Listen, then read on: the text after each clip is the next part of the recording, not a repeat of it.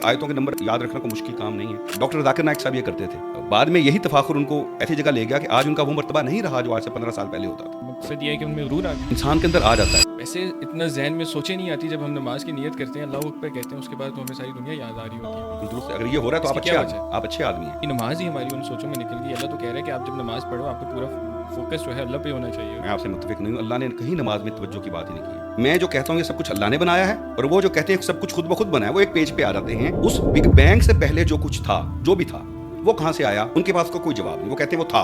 मैं ये कहता हूँ बतौर मुसलमान कि वो बिग बैंग से पहले जो कुछ था वो खुदा था। काफ़ी उलमा जो है सिगरेट को भी हराम कहते हैं, उसमें तो आप अपने होश में रहते हैं। इसी बुनियाद पे फिर कुछ उसको नहीं हराम।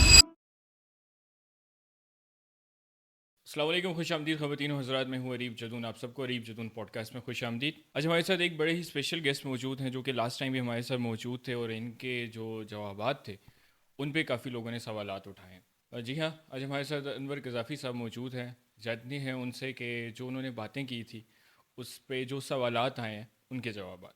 अस्सलाम वालेकुम। वालेकुम अस्सलाम व रहमतुल्लाह व बरकातहू। अनवर क़ज़ाफ़ी साहब, आप कैसे हैं? अल्लाह का बड़ा शुक्र, अल्हम्दुलिल्लाह। अच्छा, आपके लास्ट टाइम हमारी वीडियोस माशाल्लाह से बहुत अच्छी गई, बहुत लोगों ने देखा, काफ़ी लोगों ने अप्रिशिएट किया और कुछ लोगों ने सवालात भी दिए हैं। उनमें से सबसे पहला सवाल ये है जिसमें आपने ये बताया था कि अल्हम्दुलिल्लाह का मफ़हूम क्या है। अल्लाह ख़ुद को आलमीन का रब कहता है। तो एक बंदे ने ये सवाल किया कि ये जो ज़मीन व आसमान है ये अल्लाह ने नहीं बनाए, ये ख़ुद ही बन गए, तो ये क्या वजह है? अच्छा, सबसे पहले तो बहुत शुक्रिया दोबारा मौका देने का।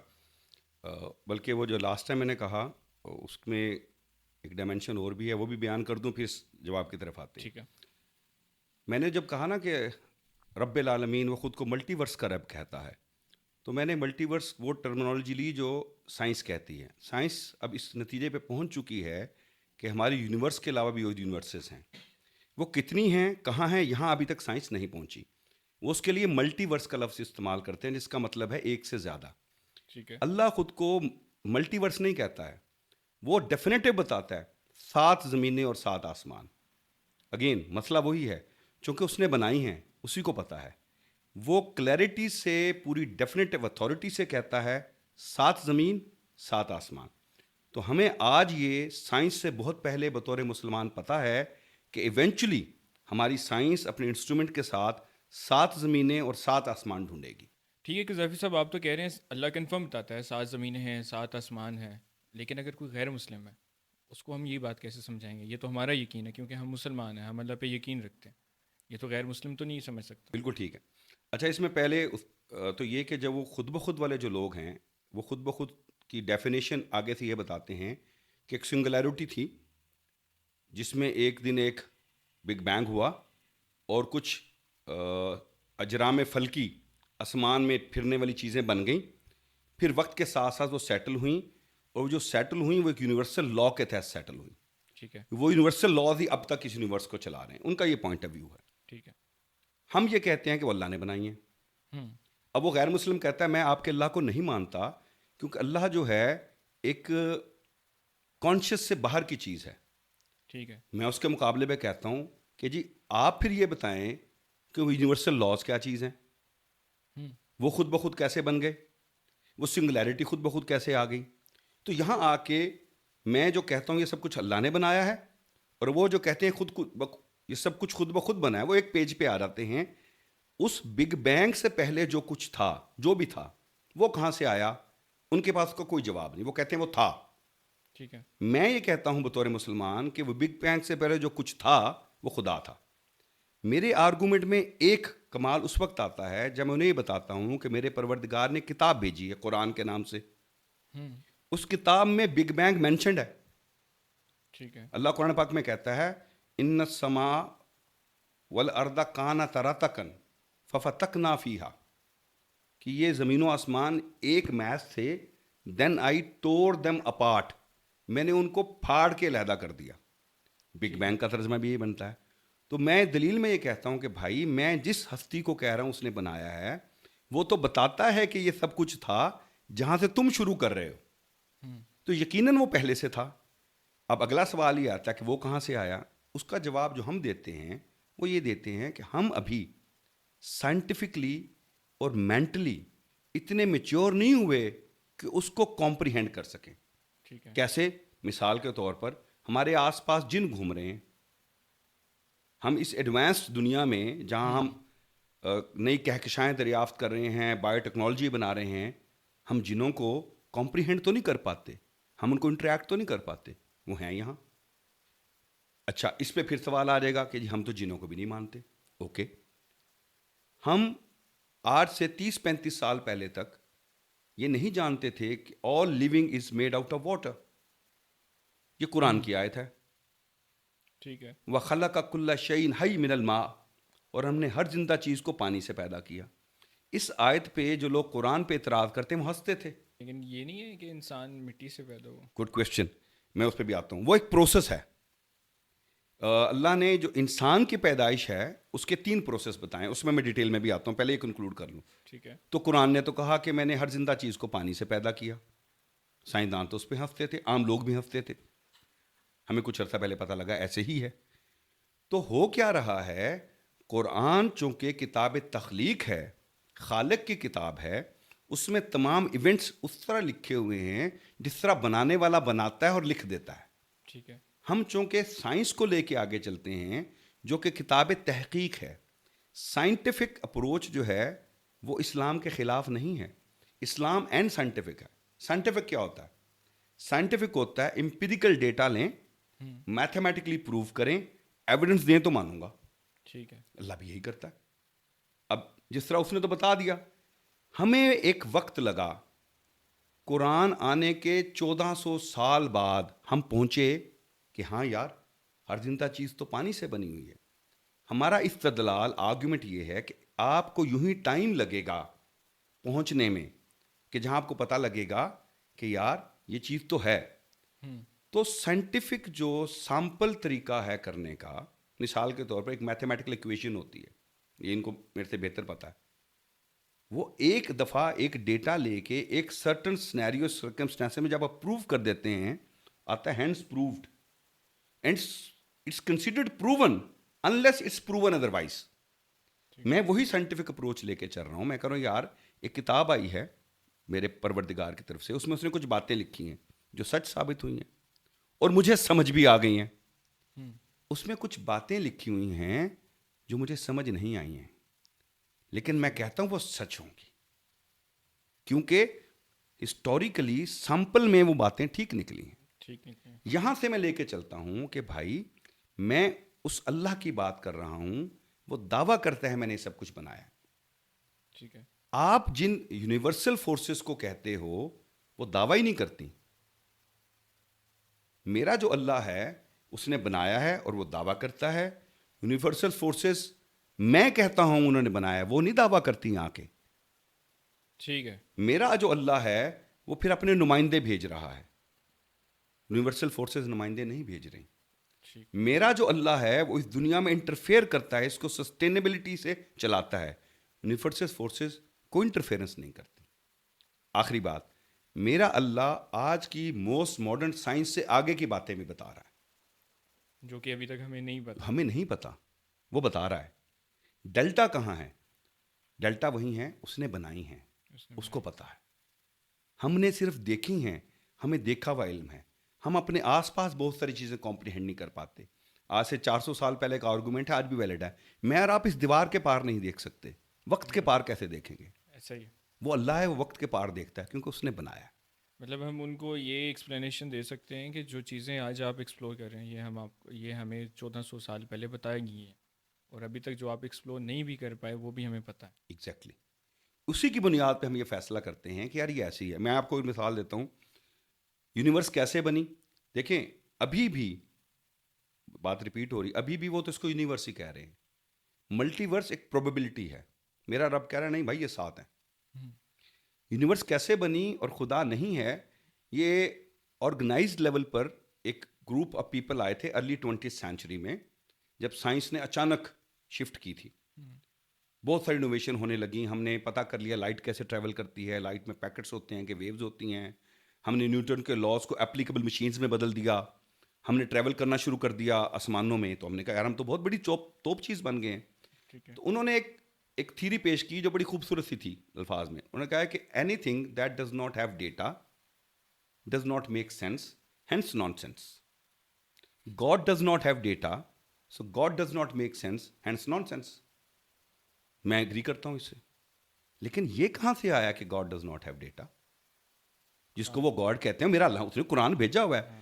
That God does not only exist, he sends a data, he claims it's a data that does not have any error, and he claims proof even one single thing wrong, and I shall not be your God. ہم اس کو test ہی نہیں کرتے. Test کرتے ہیں تو اس طرح سے کرتے ہیں جو سائنٹیفک نہیں ہوتا. میں اس کی مثال دوں گا آپ کو. پچھلی جو صدی ہے, برٹن رسل صاحب اس میں تھے, بہت بڑے فلاسفر تھے, دانشور تھے. کچھ لوگ 20 سینچری کو رسل کی سینچری کہتے ہیں. ان سے کسی نے سوال کیا کہ آپ نے قرآن پڑھا جو آپ کہہ رہے ہیں کہ قرآن غلط ہے؟ ان کا no, because all gospel truths are like. یہ ان سائنٹیفک رویہ ہے. جس چیز کو آپ نے پڑھا ہی نہیں ہے اس کو آپ غلط کیسے قرار دے سکتے ہیں؟ تو میری پلی صرف یہ ہے کہ جن سائنٹیفک بنیادوں پر, جن سائنٹسٹ کے کہنے پر ہم یہ اسیوم کرتے ہیں کہ دنیا خود بخود بنی ہے, ان کی اپنی اپروچ انفارچونیٹلی بڑی ان سائنٹیفک تھی. اس کی بیک گراؤنڈ بھی ہے, وہ میں آپ کو پیش کروں گا. تو سائنٹیفک اپروچ یہ ہے کہ آپ ڈیٹا لیں, اس کو دیکھ لیں.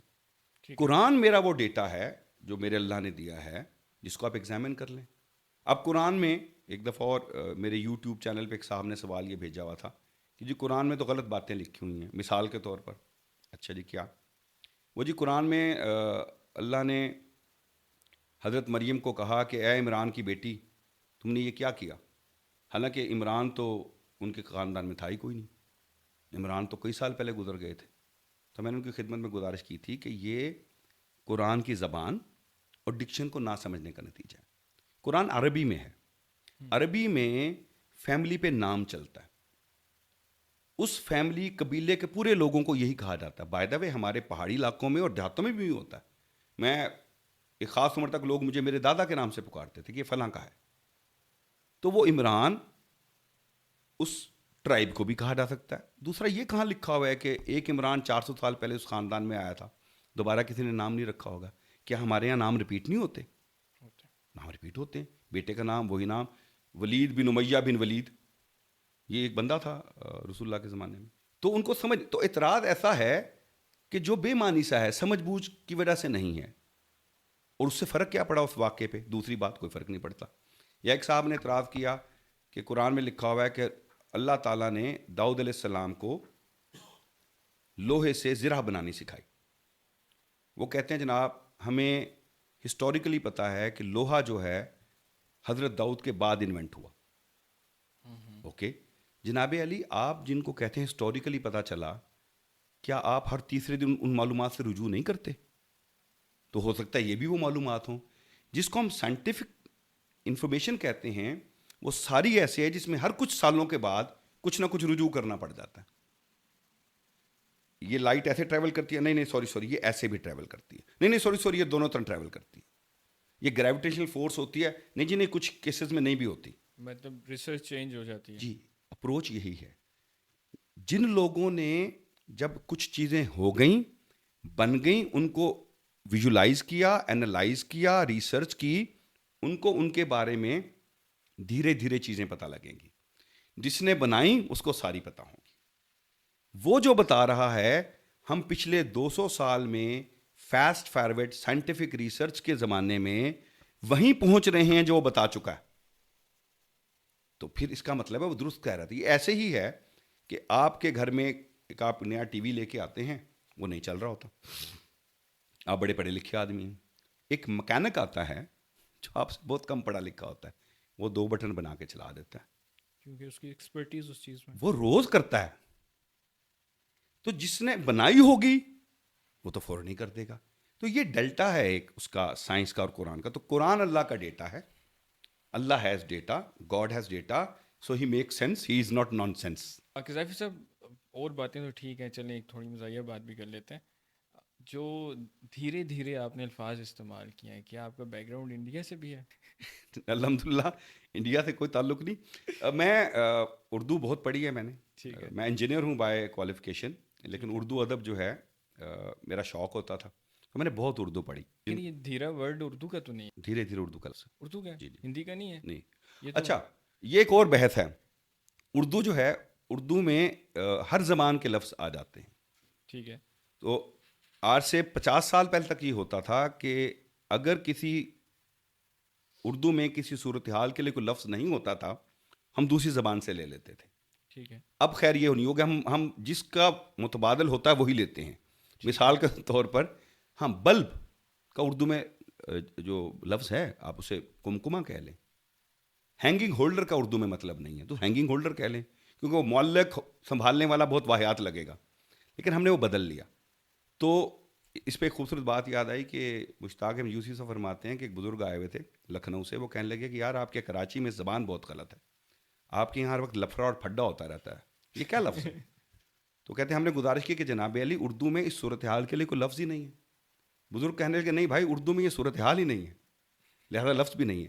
تو دھیرے جو ہے، دھیر یہ ہو سکتا ہے سنسکرت سے ہو لیکن اردو میں استعمال ہو. ٹھیک ہے. اس بات کا مجھے آئیڈیا نہیں تھا، اس لیے میں نے یہ آپ سے سوال کیا.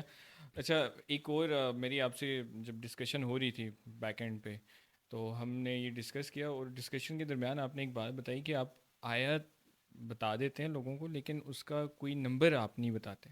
اس کی وجہ احتیاط ہے 2 لیول کی. ایک تو یہ کہ آیتوں کے نمبر رکھنا، یاد رکھنا کوئی مشکل کام نہیں ہے. بے لیکن شمار آپ نے لوگ، کہا تھا نقصان ہے اس کا. جی مشکل کام بالکل نہیں ہے. بے شمار لوگ ہیں جن کو پورا شیکسپیئر یاد ہے، حالانکہ مشکل زبان، وہ قرآن سے بہت مشکل ٹیکسٹ ہے. بہت سارے لوگ ہیں جن کو مرزا غالب سارا یاد ہے، مجھ سمیت. آیت کا نمبر بتانے سے نا ایک تفاخر سا پیدا ہوتا ہے دل میں، ایگو سی آتی ہے کہ یار دیکھو میں کتنا بڑا عالم ہوں. ٹھیک ہے. نو آفینس، ڈاکٹر ذاکر نائک صاحب یہ کرتے تھے. بعد میں یہی تفاخر ان کو ایسی جگہ لے گیا کہ آج ان کا وہ مرتبہ نہیں رہا جو آج سے 15 سال پہلے ہوتا تھا. مطلب کہ آپ کا کیا مقصد یہ ہے کہ ان میں غرور آ گیا؟ آ جاتا ہے انسان کے اندر، آ جاتا ہے. انسان بلٹ یوں ہوا ہے. اسی لیے آپ نے سنا ہوگا کہ رسول اللہ صلی اللہ علیہ وسلم جو گناہوں سے پاک تھے وہ استغفار کرتے تھے سارا دن.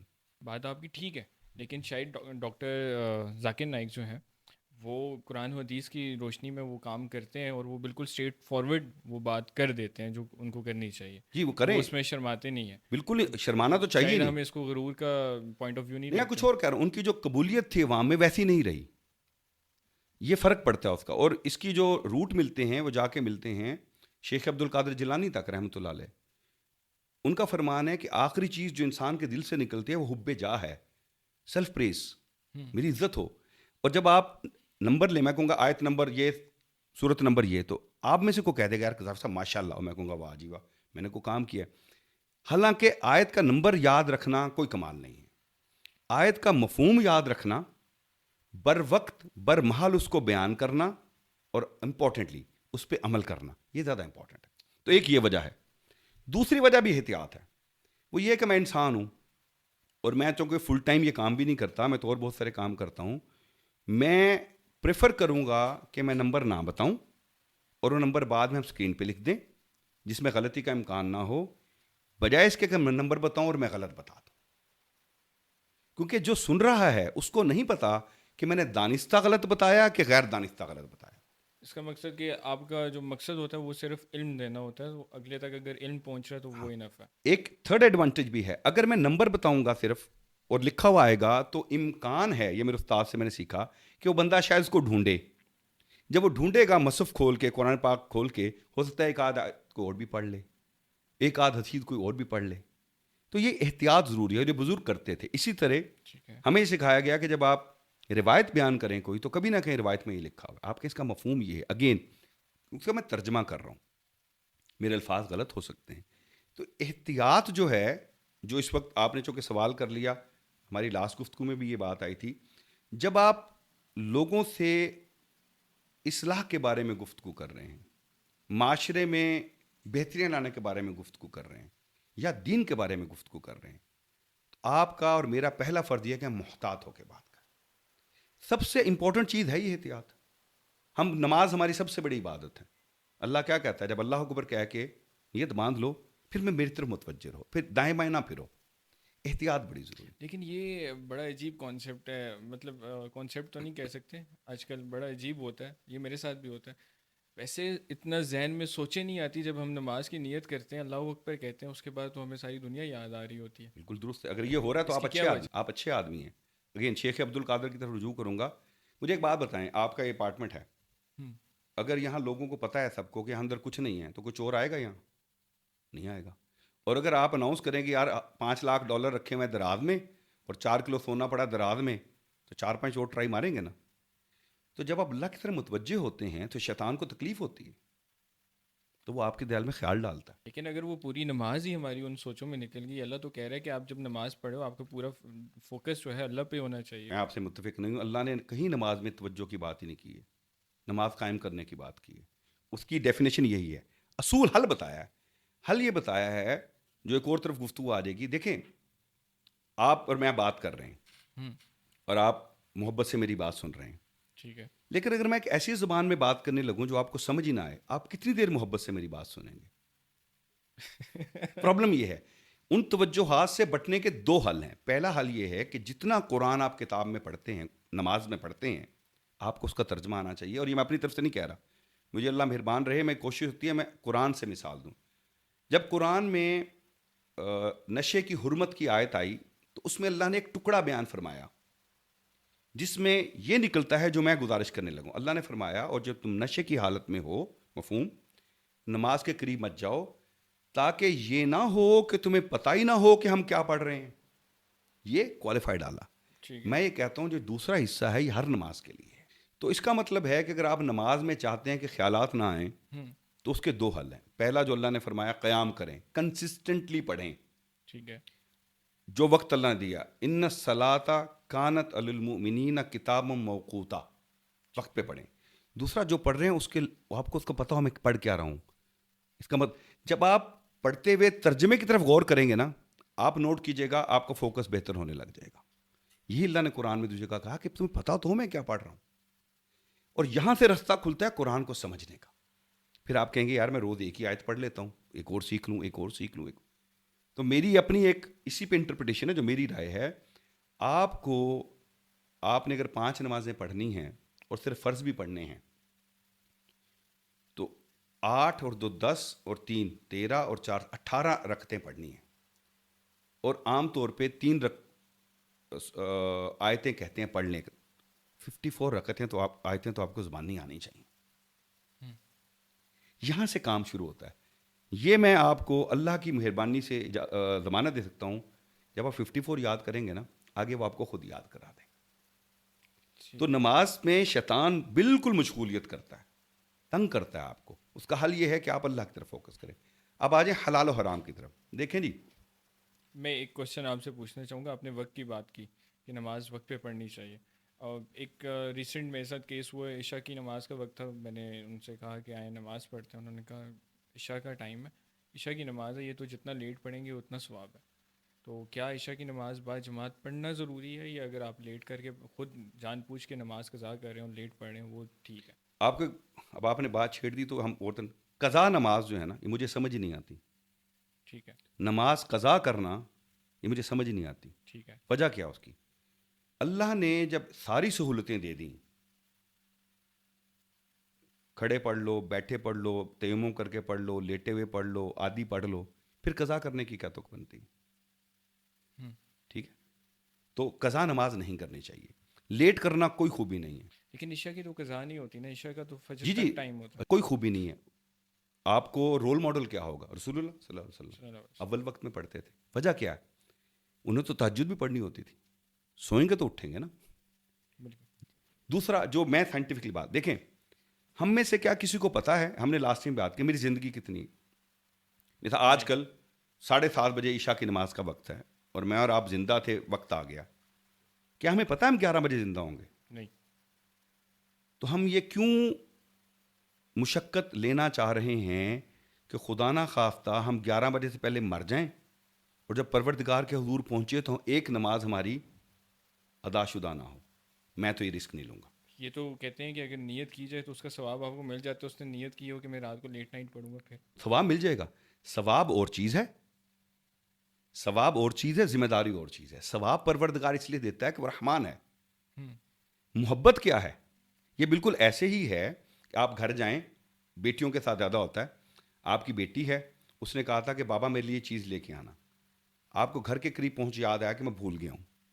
آپ گھر جائیں گے، اس کو کہیں گے نا بیٹا میں بھول گیا ہوں، وہ آپ کو کچھ نہیں کہے گی. لیکن اگر آپ لے کے جائیں گے تو وہ خوش ہوگی. اسی طرح کیا چوز کریں گے آپ؟ لے کے جانا. تو پروردگار تو زیادہ ڈیزرو کرتا ہے نا. تو اللہ کے ساتھ عبادات میں بنیادی اصول یہ رکھیں کہ ہم نے ٹک ان دا باکس، تو وہ مان لیتا ہے. کیا ہم ٹک ان دا باکس پہ راضی کریں گے اس کو؟ کیا وہ ڈیزرو کرتا ہے کہ ٹک ان دا باکس پہ راضی کریں؟ اچھا میری نہ مانے، میں تو اتھارٹی نہیں ہوں، رسول ہیں صلی اللہ علیہ وسلم. کیا وہ ٹک ان دا باکس پہ راضی کرتے تھے ان کو؟ نہیں. تو ہمیں ان کو رول ماڈل لے کے چلنا، تاکہ ہم نمازیں وقت پہ پڑھیں. ہاں جو اجازتیں ہیں وہ اجازتیں ہیں. میں کنٹروورشل گفتگو سے بہت پرہیز کرتا ہوں، لیکن آپ کہیں پھنسے ہوئے ہیں، نماز کا وقت ہو گیا ہے، صرف فرض پڑھ دیں، آپ کی نماز ہو گئی. ٹھیک ہے. اور اگر آپ کے پاس فرض پڑھنے کے لیے وقت نہیں ہے پروردگار کے لیے، تو اپنے بارے میں بھی دوبارہ غور و فکر کریں اور اپنے پروردگار کے بارے میں. اس بارے میں ایک اور سوال آتا ہے کہ اگر کوئی شخص ثواب کی نیت سے لیٹ کر رہا ہے، ٹھیک ہے، کہ مجھے زیادہ ثواب ہوگا، اللہ مجھے زیادہ ثواب دے گا، ٹھیک ہے، اور وہ پھر لیٹ کر رہا ہے. جی بالکل. دیکھیں جو نیات ہے نا، ہمارے لیے رول ماڈل رسول ہیں صلی اللہ علیہ وسلم. اللہ انہوں نے کہا اعمال کا دار و مدار نیات پہ ہے. لیکن اگر آپ کی نیت اور آپ کا اپروچ وہ رسول اللہ کے رول ماڈل سے کانٹرڈکٹ کر رہا ہے، پھر اس کا یہ میں نہیں کہوں گا کہ آپ کو گناہ ہوگا، ثواب وغیرہ نہیں بھی ملے گا. رول ماڈل وہی ہیں. مطلب جب نماز کا وقت ہو تو وہ فرسٹ پریفرنس وہی ہے کہ آپ نماز پڑھیں ٹائم. عریب صاحب ہائرارکی بڑی کلیئر ہے دین میں. قرآن کا حکم جب آ گیا، اب کوئی چیز اس کو پریویل نہیں کرتی. نہیں کرتی. اس حکم کے اگینسٹ آپ کو اگر روایت مل جائے، آپ نہیں مانیں گے. آپ کہیں گے نہیں یار یہ اس میں کوئی گڑبڑ ہوگی. اسی طرح قرآن کا حکم آ گیا، قرآن میں حکم نہیں ہے، تفصیل نہیں ہے، رسول کی حدیث مل گئی صلی اللہ علیہ وسلم، اب وہ مانیں گے. اس کے عوض عمر بن خطاب کا یا علی رضی اللہ تعالیٰ عنہ کا یا ابوبکر کا عمل بھی مل جائے گا تب بھی نہیں مانیں گے. ہائرارکی بڑی کلیئر ہے. یہ دو فائنل اتھارٹیز ہیں، اللہ اور اس کا رسول. ٹھیک ہے. ان کی باتیں، رسول کی باتیں ہم تک صحابہ نے پہنچائی، وہ تیسری وہ ہے. ان کی ہم وہ ساری باتیں مانیں گے جس کو وہ رسول تک پہنچا دیں گے. عزت ہم سب کی کریں گے. ٹھیک ہے. مجھے یہ زیب نہیں دیتا. دیکھیں نا جی، مجھ سے ایک صاحب نے سوال پوچھا کہ فلاں صحابی، میں کہہ مجھے کیسے زیب دیتا ہے کہ میں صحابہ کے درجے بناؤں. صحابہ کو خاص طور پہ شرف حاصل ہے کہ انہوں نے چونکہ رسول کے ساتھ صلی اللہ علیہ وسلم زندگی گزاری، وہ اپنی جس عمل کو، جس بات کو وہاں تک پہنچا دیں گے، میں مان لوں گا. عزت میں سب کی کروں گا. ٹھیک ہے. عزت میں ہر اس آدمی کی کروں گا جس نے کوئی بھی خدمت کی ہے، جو صرف عمر میں بھی مجھ سے بڑا. مثال کے طور پر ہمارے ایک دوست ہیں جو ڈاکٹر اسرار صاحب کی اسکول آف تھاٹ سے ایگری نہیں کرتے. ہمیشہ ان کو ڈاکٹر اسرار صاحب کہتے ہیں ڈاکٹر اسرار صاحب نے یہ غلط کہا ہے. یہ ہے تمیز. ڈاکٹر اسرار صاحب کی اور مودودی صاحب کی باقاعدہ اختلاف تھے. یہ ایک زمانے میں 3 لوگ، اگر آپ کو نہیں پتا، امین حسن اصلاحی صاحب جو غامدی صاحب کے استاد ہیں، ٹھیک ہے. ڈاکٹر اسرار صاحب اور مولانا مودودی صاحب، یہ تینوں ایک ہی جماعت اسلامی میں ہوتے تھے. پھر انہوں نے اپنے الگ راستے. میں نے پوری زندگی کبھی اسرار صاحب کو ان کو مودودی صاحب کے علاوہ مخاطب کرتے نہیں سنا. ہمارے ہاں گڑبڑ ہوئی ہے کہ آپ اختلاف کرتے ہیں گفتگو سے، انداز بیان، بندوں سے نہیں. بندوں سے نہیں. ہم گالم گلوچ پہ اتر آتے ہیں. یہ تھیٹریکلز ہیں، کریں لیکن یہ مذہب میں نہ کریں. سیاست میں کریں، سب بسم اللہ، کوئی مسئلہ نہیں. ٹھیک ہے. کیونکہ اس میں ہوتا ہے کہ لوگ ایونچولی مذہب سے متنفر ہو جاتے ہیں. وہ کہتے ہیں 3 بندے مذہب بیان کر رہے ہیں، تینوں ایک دوسرے کو گالم گلوچ کر رہے ہیں، تینوں ہی نالائق ہیں، لہذا ان کا مذہب بھی نالائق ہے. ٹھیک ہے. یہ وہی گفتگو ہے جو میں آپ سے جوڑ رہا تھا. مختصر سا ٹائم لوں گا پھر آپ کا اگلا سوال. یہ جو خدا نہیں ہے اور خدا نان سینس ہے، گاڈ کہتے ہیں، یہ ویسٹ میں زیادہ آیا. اس کا میں آپ کو کانٹیکس دیتا ہوں. یہ مجھ سے ایک بار سوال ہوا تھا. ہوا یہ کہ ویسٹ میں چونکہ پریویلنگ یورپ میں جو ریلیجن تھا وہ کرسچینٹی تھا. ٹھیک ہے. یہ جوئزم تھا. صحیح ہے. جوز کو وہ ایز اے سوسائٹی ڈسکارڈ کر چکے ہوئے تھے ان کی حرکتوں کی وجہ سے. جوز کو اسرائیل بننے سے پہلے تک کرسچن بھی اچھی نگاہ سے نہیں دیکھتے تھے، ان کے کیریکٹر کی وجہ سے، ریلیجن کی وجہ سے نہیں. ایک آپ کو کہیں کوٹ مل جائے گی، جو بہت مارے ہٹلر نے، تھوڑے سے چھوڑ دیے تھے جو پولینڈ چلے گئے تھے. اس نے کوٹ ان کوٹ کہا تھا کہ میں نے جو تھوڑے سے چھوڑے ہیں اس لیے چھوڑے ہیں تاکہ تمہارا ان سے واسطہ پڑے آنے والی جنریشن کا، اور تمہیں پتہ لگے میں نے باقی کیوں مارے ہیں. تو پریویلنگ ریلیجن جو تھا وہ کرسچینٹی تھا. کرسچینٹی میں جو کانسیپٹ آف گاڈ ہے وہ بہت ریڈیکولس ہے. وہ کانسیپٹ آف گاڈ تو میں بھی نہ مانوں. وہاں جب سائنس آئی اور اس سائنس نے کنفرنٹ کیا ان کو، انہوں نے ان کو کافر قرار دے دیا، گلیلیو کو، کوپرنیکس کو. تو اور ایک رفٹ بن گئی. جب سائنس اور آگے چلی اور انہوں نے اس بیسک کانسیپٹ کو ہی چیلنج کرنا شروع کر دیا جو وہ بتاتے تھے، تو انہوں نے ان کو ڈسکارڈ کر دیا. چرچ نے جان کیا بچائی؟ چرچ نے کہا اچھا یار لیٹس ہیو این اگریمنٹ، آج کے بعد سے ہم اپنا کام کریں گے، تم اپنا کام کرو. جو داہو دین سیاست سے تو رہ جاتی ہے چنگیزی، وہی ہوا. Now their religion does not interfere into their politics and commercial things, ٹھیک ہے. And their commercial things do not interfere into their religion. ان کا تصور خدا ناقص ہے. اس کو بالکل ٹھیک نتشے نے، فچے نے، برٹن رسل نے ٹھیک رگیدا ہے. میری ان سے صرف شکایت یہ ہے کہ بھائیو، ایک کانسیپٹ آف خدا گاڈ جس کو خدا خود ڈیناؤنس کر چکا، اس کی بنیاد پر تم اس کے بارے میں کیسے فیصلہ کر رہے ہو؟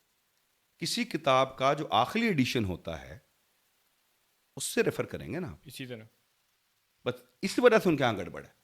اچھا ظافر صاحب، میں نے ایک کوشچن آپ سے پہلے کیا تھا جس کا آنسر رہ گیا کہ یہ اگر جو نشے میں بھی انہوں نے ٹائپس رکھتی ہیں کہ یہ حرام ہے، یہ مکروہ ہے، نشے کی کیا ٹائپ ہوتی ہے؟ مطلب کس ٹائپ میں نماز نہیں پڑھنی چاہیے؟ کائنڈلی مجھے یہ بتائیے. دیکھیے دو چیزیں. ایک تو میں نے آپ سے گزارش کی، قرآن میں اللہ نے کہہ دیا کہ اگر تم نے وہ انتا سکارا، اگر تم نشے میں ہو اور تمہیں یہ نہیں پتا کہ میں کہاں ہوں اور کیا کر رہا ہوں تو نماز کے قریب مت جاؤ. یہ پہلا حکم تھا. ٹھیک ہے. اس میں نشہ کرنے سے منع نہیں کیا تھا اللہ نے، ٹھیک ہے. نشے کی حالت میں نماز پڑھنے سے منع کیا. نماز پڑھنا پہلی بات تو یہ سمجھ لیں. اس سے دو چیزیں نکلائیں.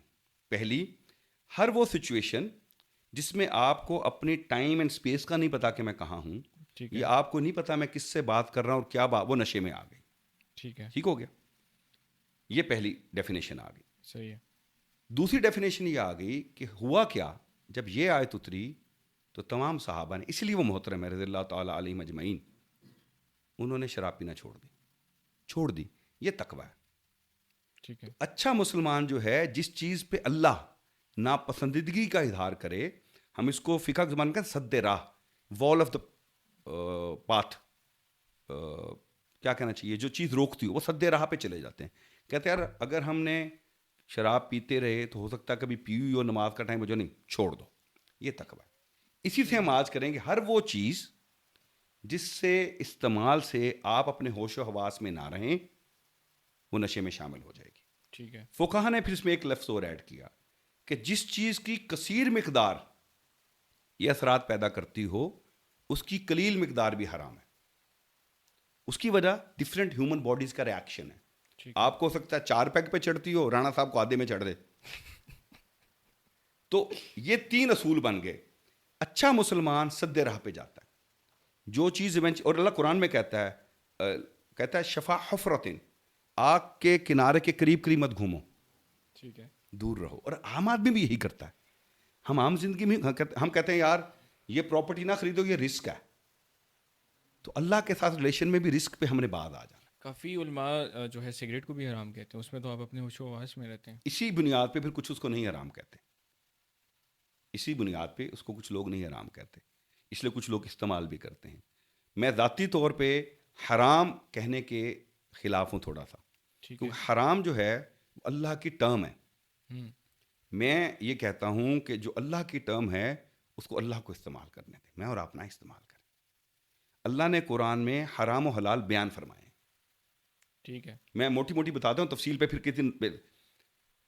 کچھ کھانے پینے کی چیزیں حرام ہیں، سورہ مائدہ میں آ جاتی ہیں. پہلی، خنزیر حرام ہے، خون حرام ہے، جس شکار پہ اللہ کا نام نہیں لیا وہ حرام ہے. ٹھیک ہے، زنا حرام ہے.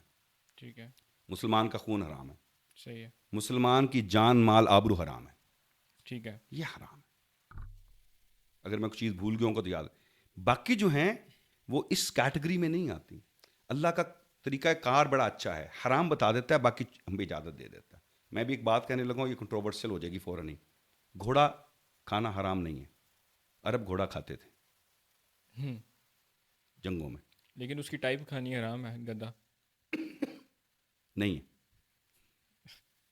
حرام نہیں ہے. آپ کو نہیں اچھی لگتی آپ نہ کھائیں. حرام جو ہے وہ سور ہے، مردار ہے. اللہ نے جہاں حرام بتا اس میں یہ نہیں بتائے. تو حرام حلال اس تک چھوڑیں. ہمارا رویہ یہ ہونا چاہیے کہ جس چیز کی جو فکر قلیل مقدار کثیر مقدار جو اثرات پیدا کرتی ہے اس کی قلیل سے رک جائیں. ہمارے یہاں پرابلم کیا آ گئی ہے؟ پرابلم یہ آ گئی، ہاں میں سود حرام ہے، یتیم کا مال کھانا حرام ہے. میری سوسائٹی میں پرابلم یہ ہے کہ یہ جو بڑے حرام ہیں، فرض کرو میں کسی ایک فقہ کے آرگومنٹ میں مان لوں کہ گدھا کھانا جائز نہیں ہے، میں حرام نہیں کہوں گا، گدھا کھانا جائز نہیں ہے، ٹھیک ہے. میں مان لوں گا، میں کوئی مجھے بھی کرہت آ رہی ہے. سر جی گدھا کھانے پہ تو بڑی لے دے ہو رہی ہے اور بڑے مسائل ہیں. یہ یتیموں کا مال کھا رہے ہیں، سود کھا رہے ہیں، وراثت نہیں دیتے، یہ تو بین حرام ہے. اس پہ کب بات ہوگی؟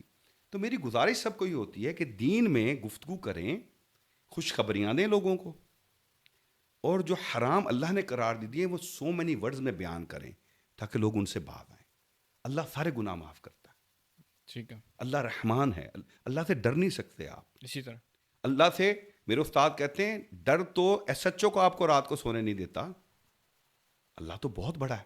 اللہ پروفیسر صاحب اللہ اکبر کا ترجمہ پتہ کیا کرتے ہیں؟ اللہ بڑا ہے. جب آپ کہتے ہیں اللہ سب سے بڑا ہے تو گمان پیدا ہوتا ہے کچھ اور بھی بڑے ہیں اور ان میں سے یہ بڑا ہے. بڑا صرف اسی کو زیب دیتا ہے. آپ پوری اسلامی تاریخ اٹھا کے دیکھ لیں، اکبر اللہ کے علاوہ کسی کے لیے استعمال نہیں ہوتا. ٹھیک ہے کیسف صاحب، بہت شکریہ. انشاءاللہ ہم اگر اور کوئی سوالات ہوئے ان کی اگلی نشست میں بات کریں گے اور ان کے جوابات ضرور دیں گے. آڈینس آپ کا بہت بہت شکریہ، آپ ہمیں دیکھتے ہیں، اپنا قیمتی وقت دیتے ہیں. اگر آپ نئے ہیں یا آپ ہماری ویڈیو پہلی بار دیکھ رہے ہیں تو کائنڈلی چینل کو سبسکرائب کر لیجیے گا and don't forget to like comment and share. خدا حافظ. خدا حافظ. Thank you.